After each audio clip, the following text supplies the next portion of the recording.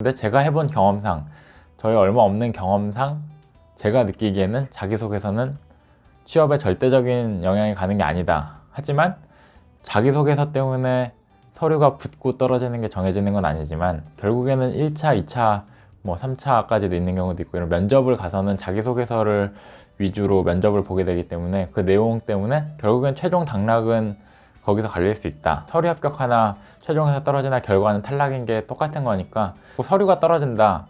그래서 내가 나 자소서를 잘 못 써서 서류가 떨어지나 보다 하고 비싼 돈 주고 자소서를 첨삭을 받고 뭐 자기소개서를 계속 퇴고하고 이러지 마시라는 얘기입니다.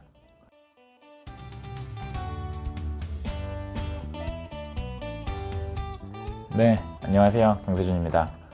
오늘은 평소에 뭐 유튜브 같은 걸 하기 전에도 제가 해보고 싶었던 얘기를, 많은 사람들한테 해보고 싶었던 얘기를 들려드릴 건데, 바로 취업에 관련된 얘기입니다. 취업에 관련된, 그 중에도 자소서, 자기소개서에 대한 얘기를 한번 해보려고 하는데요.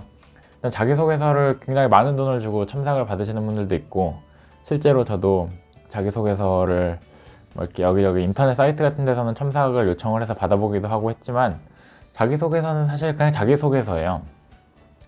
자기소개서 때문에 서류가 붙을 게 떨어지거나 떨어질 게 붙거나 하지 않는다는 게 제 생각입니다. 제가 뭐 취업 전문가나 이런 게 아니고, 저도 딱 한 번, 총 2번이죠. 인턴 할 때 한 번, 지금 공채 취업할 때 딱 한 번, 겨우 딱 2번 그 취업을 경험해 본 사람이고, 저는 또 공대생이고 컴퓨터공학과를 나와서 컴퓨터 IT 쪽으로 취업을 하는 사람이기 때문에, 뭐 저랑 다른 상황이거나 뭐 여러 가지 다른 입장에 대해서는 제가 잘 알지 못하고 제 경험에 빗대서만 말씀드리는 거기 때문에, 오늘 말씀드리는 내용에 대해서는 그냥 참고만 하시는 정도로 이해를 해주시면 될 것 같고요.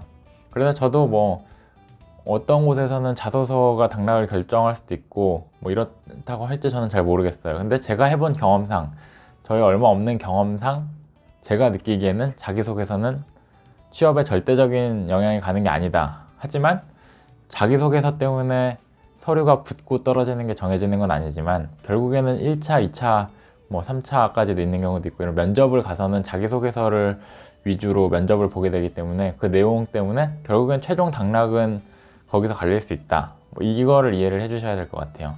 최종 합격을 위해서는 물론 자소서가 중요하다. 근데 내가 자꾸 서류가 떨어진다. 그래서 내가 나 자소서를 잘 못 써서 서류가 떨어지나 보다 하고 비싼 돈 주고 자소서를 첨삭을 받고 뭐 자기소개서를 계속 퇴고하고 이러지 마시라는 얘기입니다.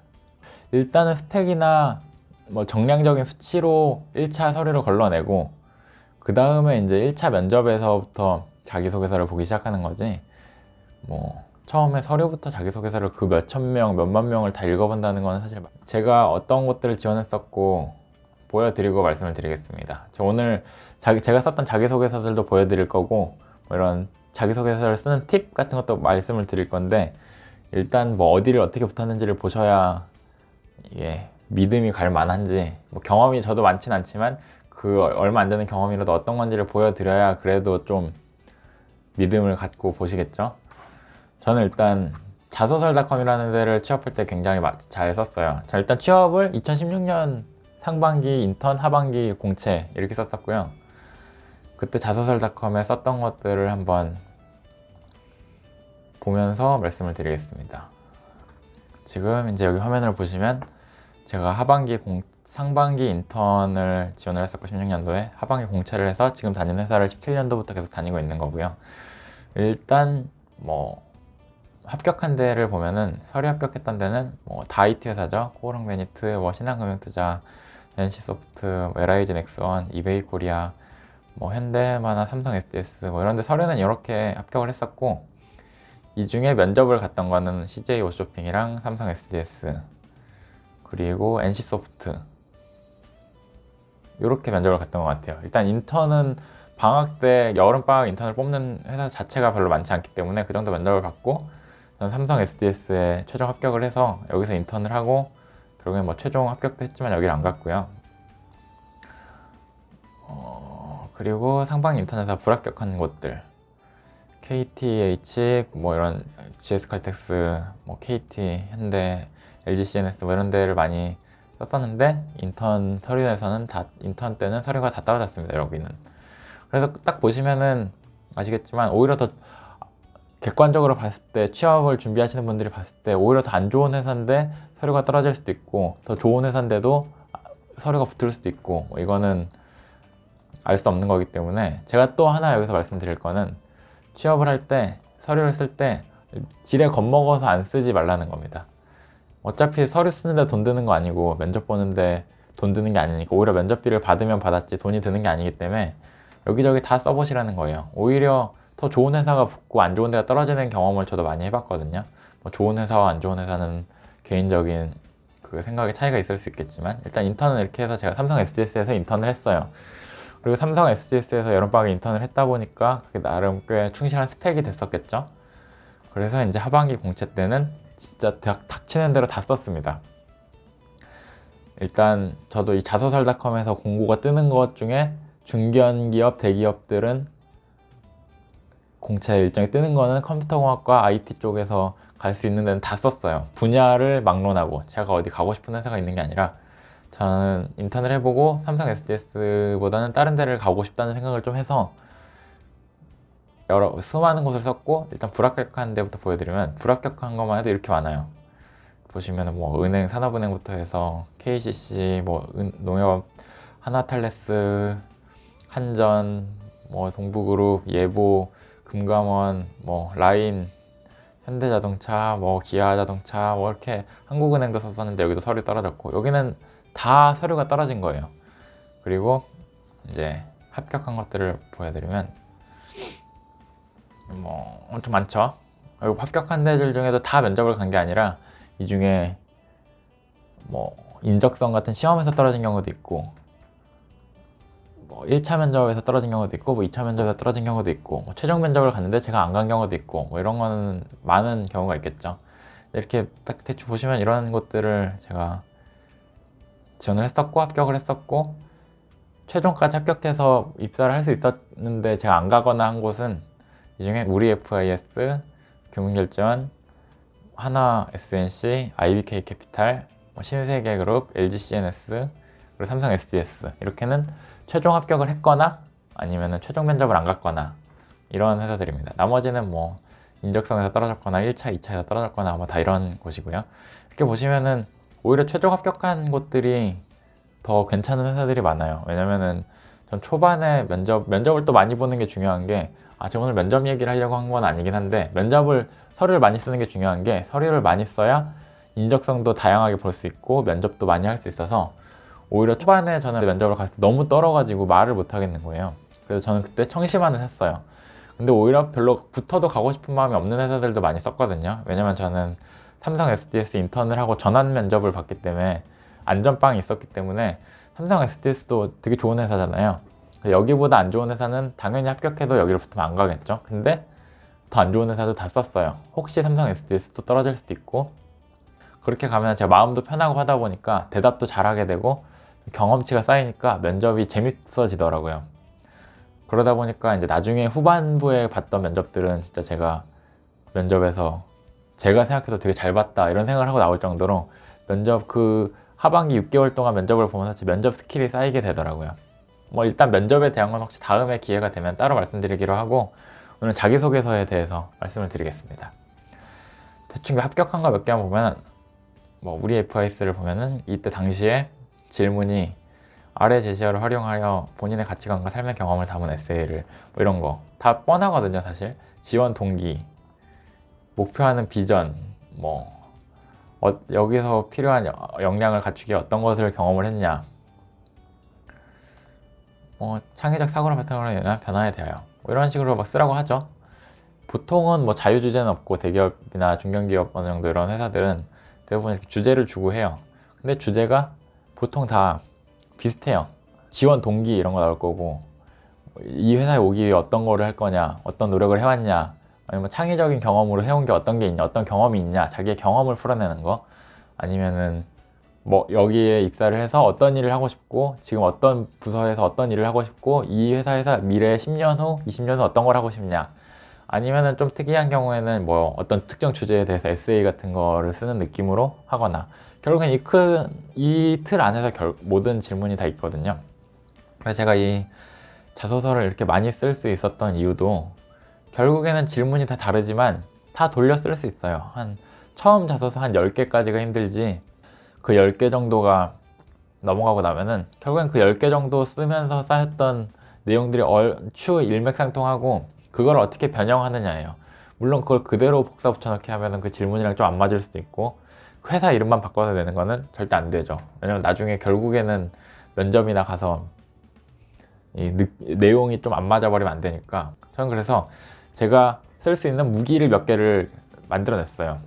이것도 처음부터 이렇게 써야지 한 게 아니라 쓰다 보니까 그렇게 되더라고요. 제가 갖고 있는 무기, 대학교 때 동아리 회장을 했던 거, 기타 동아리 회장을 했었거든요. 기타 동아리 회장을 했던 거, 그리고 레바논 파병을 갔던 거, 해외 파병을 갔던 게 나름 특이한 경험이라고 생각해서 해외 파병을 갔던 거, 그리고 학업 성취에 관해서 제가 학점이 되게 높았던 건 아니지만 2학년 때는 2점대, 뭐 2점 후반대 학점을 맞았다가 군대 갔다 와서 복학하고 첫 학기에 제가 3.49인가 3.48인가 하나 빼고 전부 A뿔을 맞아서 하나 A 맞고 되게 높은 학점을 받고 장학금을 처음이자 마지막으로 받아봤거든요.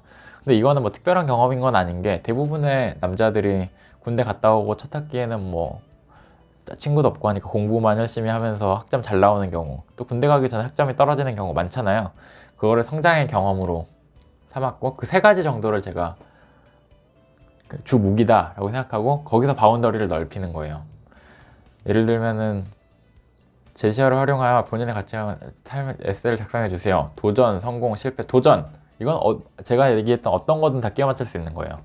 왜냐면 공부를 내가 못해서 학점을 2점대밖에 못 맞았지만 이렇게 성공을 했다, 나중에 노력을 해서 이렇게 노력을 해서 학점대를 3.5 가까이 맞아서 장학금을 받아봤다. 도전이죠.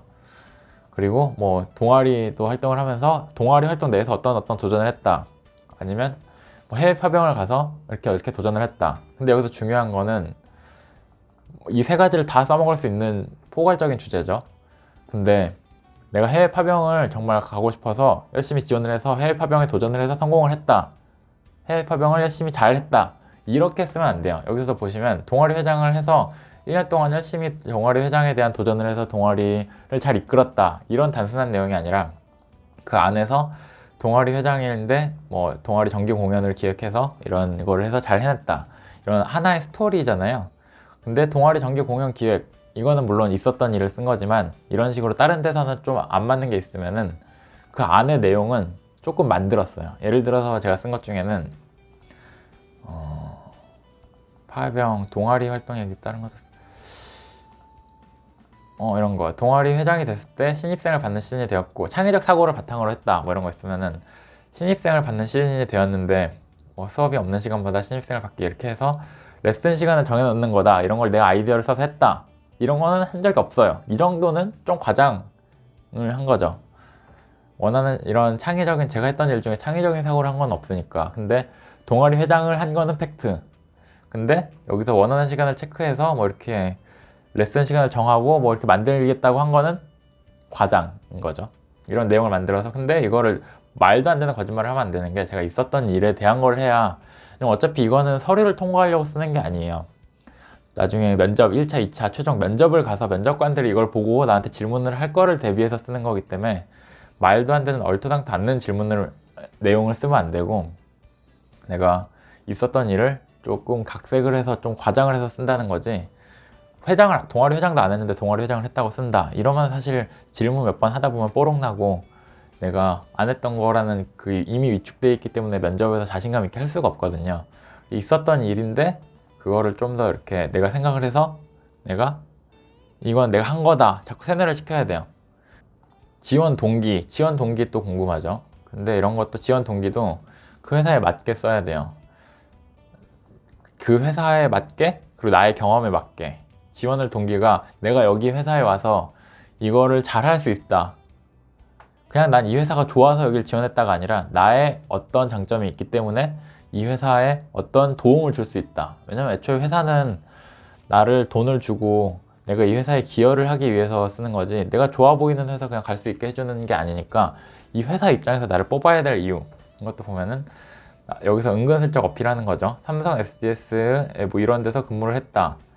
근데 이거는 IBK 캐피탈, 금융 캐피탈 회사랑 전혀 관련이 없는 것 같지만 어거지로 이은 거죠. 반도체 원가 관리 시스템을 운영하는 부서에서 인턴을 한 것까지 팩트. 그리고 이 경험을 통해서 큰 규모의 회사에서 재정이 어떻게 흘러가는지 알게 되었고, 이거는 과장. 왜냐면은 제가 인턴한테 뭐 원가가 어떻게 흘러가고 자세히 알려주겠어요? 그냥 약간 수박 겉핥기식으로 과제 주고 뭐 이런 거나 하는 수준인데, 뭐 원가 시스템 운영 부서라는 거를 이어서 내가 어떻게 흘러가는지 알게 되었고, 이렇게 다양한 걸 하고 있다. 그래서 또 여신 전문 금융 업무를 하는 곳이다. 이런 것도 인터넷 검색해서 잘 모르지만 알았죠.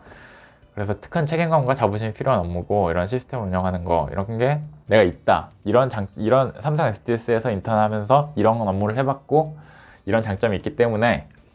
그런데 또 딱 디테일하게 세 가지 역량이 있다. IT 역량이 있다. IT 직무니까. 그리고 뭐 동아리 회장을 하면서 소통과 협업 능력이 있다. 그리고 뭐 다양한 아르바이트를 했다. 뭐 이런 것들을 써서 최종적으로 소통 능력, 책임감, IT 역량 이런 게 있기 때문에 나는 내가 이 IBK 캐피탈이라는 회사에 도움을 줄 수 있다. 이런 식으로 끝내는 거죠. 또 다른 장점을 보면은 성격의 장점. 뭐 이거는 글자 수가 작아서 짧게 썼는데, 책임감과 성실함. 뭐 이런 거 있죠. 성이 있죠. 근데 그냥 책임과 성실함이 아니라 왜 책임감과 성실함이 있는지 증거를 보여줘야 되잖아요. 해외 파병과 동아리 회장 등 뭐 이런 거에서 열심히 했다. 그래서 책임감과 성실함이 있다. 단점으로 말도 안 되는 뭐 이런 건 다 아시겠지만, 단점으로 뭐 괴팍한 성격, 사람들과의 트러블, 의사소통 능력 부재 뭐 이런 걸 말하면 안 되죠. 다소 내향적인 성격. 제가 전에도 말씀드렸듯이 저는 좀 내향적인 관종이라고 말씀드렸잖아요. 처음 보는 사람이랑 잘 쉽게 친해지는 성격은 아니긴 해요. 그래서 내향적인 성격이 있는데 경험을 통해 극복하였습니다. 이게 200바이트 이내만 아니었으면 이게 어떤 경험을 통해 극복하였다도 썼을 거예요. 근데 글자 수가 부족해서 그냥 경험을 통해 극복하였습니다. 이렇게 짤막하게 쓴 거죠. 그리고 인생에서 반드시 이루고 싶은 목표. 그러면은 이거는 또 인생에서 이루고 싶은 목표인데, 이거를 또 잘못 이해하고 이 회사에서의 이루고 싶은 목표라고 잘못 이해하면 안 돼요. 그래서 내 인생에서 나는 이 IBK 캐피탈이라는 이 회사에 가서 뭘 어떻게 성장해서 뭐 부장이 돼서 이 회사를 어떻게 크게 만들고 이런 거 쓰면은 면접 가서 얘가 내용을 떠나서 얘는 이 질문도 제대로 이해 못하고 좀 얼빵하구나 이렇게 생각이 되기 때문에 일단 좀 마이너스일 것 같아요. 이런 경우에는 회사에 대한 얘기가 아니라 인생에서 뭘 이루고 싶은 목표잖아요. 근데 원하는 일을 하며 성장하고 성취하는 삶이라는 제목을 주고, 근데 거기서 또 제가 아까 말했듯이 이거는 회사에서 뭘 하고 싶냐가 아니라는 걸 명확히 이해를 하고, 일이 아니라 취미생활이든 어떤 것이든 이렇게 성장하고 이런 걸 하고 싶다. 나는 그냥 일해서 막 이러고 싶다가 아니라 약간 요즘에는 이런 거를 좋아하는 것 같아요. 취미생활도 잘하고 놀 땐 놀고 일할 땐 일하는 그런 이 캐릭터를 좀 풍기잖아요. 그런 풍기면서 또 난 그냥 그렇다가 아니라, 그래서 공연도 했고 동아리도 했고 파병도 갔고 결국엔 맨날 똑같은 얘기예요. 해외 파병, 동아리 회장 뭐 이런 얘기, 똑같은 얘기. 자소서가 엄청 중요하지 않다. 자소서에 첨삭 돈 많이 쓰고 주고 하지 마라. 저는 이 얘기를 하고 싶은 이유가 딱 이거, 대표적으로 이거를 말씀드리고 싶은 게, 제 인턴 동기 중에 한 명은 이거랑 똑같은 질문이 인턴 때도 있었는데, 이건 인턴 때도 이거랑 똑같은 내용을 썼었거든요. 뭐 페이 전쟁 뭐 여기에 썼던 것 같아요. 뭐 삼성페이도 있고 뭐 이러니까 삼성에 관련된 걸 일부러 쓴 건데, 그 동기 중에 한 명은 군대를 전역한 지 얼마 안 돼서 인턴을 바로 지원한 거라서 군대를 뭐 3학년 끝나고 갔나 이래서 자기가 최근 이슈 이런 거 잘 모르겠고 귀찮다고 그냥 점 하나 찍고 냈대요. 근데 면접 갔을 때, 뭐 면접까지는 갔겠죠. 왜냐면 삼성은 IT 직군의 경우에는 일단 사트 대신에 코딩 시험을 보고 코딩 시험에서 합격하면은 뭐 바로 면접을 가는 거다 보니까 이것 때문에 서류가 떨어지지는 않았을 거예요. 그리고 면접을 가서도 인턴 동기라고 말씀드렸잖아요. 그러니까 합격을 한 거죠. 그리고 그 친구는 지금 삼성 SDS에 최종 전환도 돼서 지금도 다니고 있을 건데, 최근에는 연락을 안 해서 잘 모르겠지만 다니고 있을 거예요. 이렇게 점 하나만 찍었는데 면접 가서 왜 점 하나만 찍었냐 물어봤을 때, 물론 말빨을 잘 조졌겠죠. 그렇게 해서 거기서 뭐 자기 군대 최근에 갔다 와서 이런 이슈에 대해 잘 모른다 뭐 이런 식으로 막 솔직하게 뭐 얘기했나 봐요. 거기서 또 말을 잘 했겠죠. 그러니까 그 합격도 하는 거 보면은 자기소개서가 당락에 결정적인 영향을 주진 않는다. 특히 서류 합격, 불합격에 자기소개서가 절대적인 영향을 주는 것은 아니다. 이거를 말씀을 드리고 싶고요. 그래서 이 영상 보시는 분들 모두 취업 원하는 대로 잘 하셨으면 좋겠고요. 코로나 때문에 지금 뭐 면접이나 이런 채용 일정들도 상반기 어떻게 될지 뭐 아직 다 미정이고 밀린 걸로 알고 있는데 여러분들 미리미리 준비하셔서 좋은 결과 있으시길 바랍니다. 감사합니다.